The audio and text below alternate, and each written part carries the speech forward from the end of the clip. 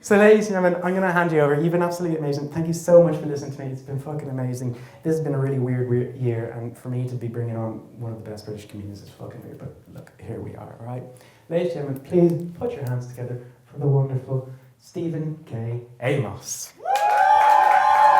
Thank you, Thomas. Thank you. My name is Stephen K. Amos, also known as Stephen K. Famous. And how long have you been doing stand-up comedy? My first stand-up gig was way back in 1994.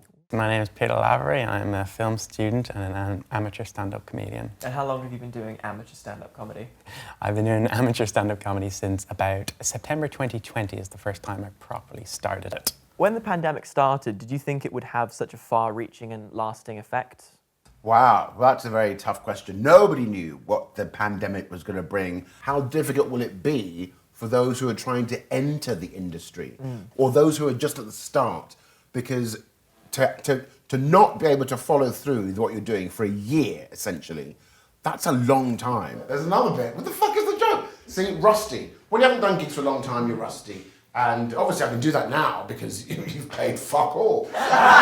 Momentum's a huge thing with stand-up. And I learned that by doing, because I was pretty much on a stage every single week during October. I was in such a good place that when it stopped on Halloween, I was kind of just like, this is weird. Like I had something building, whether you're elite and you're going out to do stadiums or whether you're just doing open mics and pubs. That was fun. I brought that whole fucking drink on just for that one bit, by the way. I've missed it a lot, actually. I've been to a lot of comedy, and coming to the UK, I like the fact that it was so much more accessible. There are so many venues in London, but it's just a shame because I think that it would have been mentally beneficial for us all to be able to do that. Do you have any brothers and sisters, Marcus? I've got two young brothers. Two young brothers. What are their names? Mason and Conrad. Mason and Conrad. Yes. And your parents 99. You come away from those things sort of actually sort of feeling far more sort of at peace with yourself and a bit more alive and sort of different view on the world. Life can be so depressing at times. You need that escape. There was literally nothing to do. And I was trying to write, trying to be creative, but my creative juices disappeared because there's no one to bounce off. It's been a good opportunity to write. The only problem is because I've only done a handful of gigs, that's where you really learn. Like, comedy is one of the only crafts that you can properly, truly learn by just doing it. I applaud the younger generation for using social media and the whole internet to create their own content. Apparently there's this thing called TikTok, and apparently there's some funny things on there. I can't get my head around that because I'm too old. Well, I jumped on the TikTok train in the first lockdown of March 2020. I jumped on that.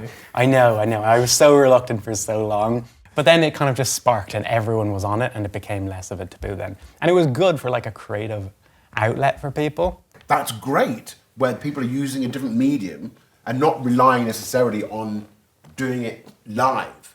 But there are different ways to approach it. People are really desperate to go out and do something to escape their four walls, you know. That's where I get most of my comedy. It's from people, it's from life. And that is how you stimulate your mind, when you're conversing with people, having these human interactions. Well, I think you should tell the story because I was quite moved by that. Right now? Yes. We good for battery? Tell it quickly, you dumb fuck. No. You reached out to me, Ben, because I had no idea that, or no recollection that you'd actually seen me live before. That was way back in Australia. I think Adelaide, right? Yeah, Adelaide, South Australia. I knew I was obviously young for the audience, but I felt specifically even younger than I was in that moment, just sort of sitting there surrounded by adults going, I have no idea what this is going to look like. There's always something in there for everybody. And then afterwards you talk a lot about it because sometimes they push the barriers, makes you want to think and it makes you want to discuss. So you come out of it with things to talk about with whoever you went with. Your mum must have sneaked you in because there is of course there's an age limit. Of course. I never knew that. Of course there's an age limit. You had asked sort of a question and I had called out. But of course, you not expecting anyone with such a high-pitched voice to be in the audience at the age of 12, you thought I was a woman. Oh, did I? Yes, you did. Because you asked, what's everyone afraid of? So I just sort of screamed out anything that can eat me. You thought I was a woman, so you screamed back out, well, like your boyfriend then. I don't remember saying that at all. What can I end on? Oh, I think I'll just end on my career. You sort of asked, are there any young men in here under 25? And I kind of thought, I'm 12. So I put my hand up. You kind of looked and you said, how old's that one there? And the lights sort of came up a bit. And I sort of looked at my mum like, oh, I have to say something. And I said 12, and you thought, And then you asked the age-old question, what do you want to be when you grow up? And I replied with that I wanted to be an actor or a filmmaker. My thing about comedy, the kind of comedy that I do, is never to belittle anybody.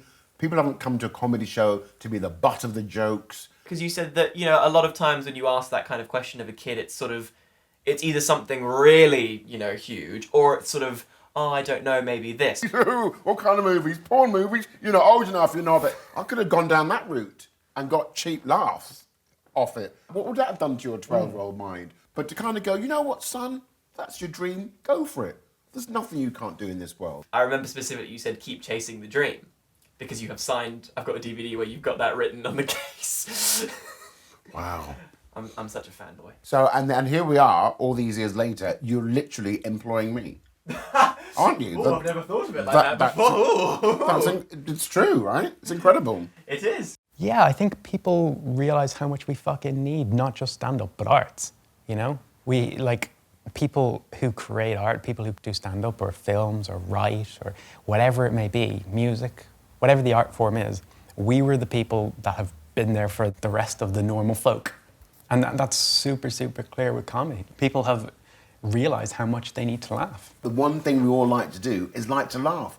When I look out, when I'm doing my shows, I'm normally backstage, behind the curtain, looking out into the audience when all the lights are up, and I can see a sea of people who, A, don't look like each other, different age groups, some are families, some are couples, some single on their own, you know, and you think, wow, it binds people together.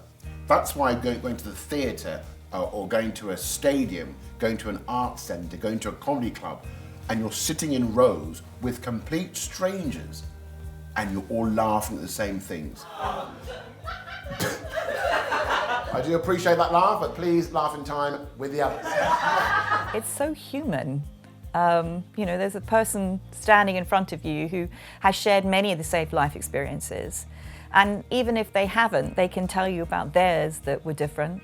The performance actually brings you together. And it's not just me feeling one thing and him feeling another. It's a connection. Wow. Wow. You know, I've got no agenda. My only agenda is, guys, we're to laugh. Yeah? I've got a couple of hours. Strap in. If you want to laugh, let's go there. Why do you think in times like this it is important to find the funny?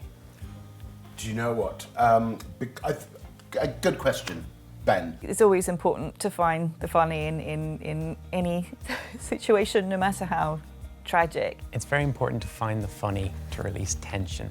People who actually laugh more frequently produce more endorphins, and that actually does help you physically. I can't imagine going a day without laughing at something. Laughter just fills one with joy.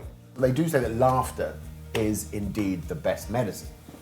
Unless, of course, you're a diabetic. I would suggest Insulin is probably the way to go with that. I love you, Wembley! Good night, Wembley! We're so busy in here. Don't look behind you. We're so busy! Good night!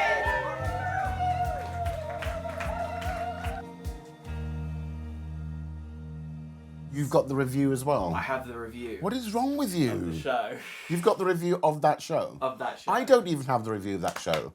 It's a very good review. But it better be, I'm very good.